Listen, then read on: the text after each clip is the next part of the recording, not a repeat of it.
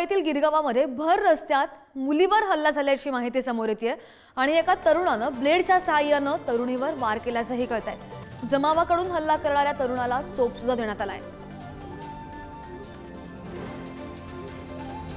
आमचे प्रतिनिधी मिलिंद कार्यकर आपल्या सोबत आहेत फोन लाईनद्वारे। मिलिंद, नेमकं काय झालंय, का हा हल्ला केला गेला आणि जमावाकडून त्याला मारहाण सुद्धा करण्यात आली? हा तरुण नेमका कोण होता? निश्चित कारण अजून समजलेलं नाहीये। आता लोकांच्या म्हणण्यानुसार जो तिचा नवरा आहे असं म्हटलं जातंय। ती नाला सोपाऱ्यावरनं इथे गिरगावात कामाला यायची, त्यावेळेस तिच्यावर त्यांनी तो हल्ला केलाय। ब्लेडच्या साह्याने त्यांनी तो हल्ला केला तिच्यावरती, तिच्या मानेवरती जबरदस्त।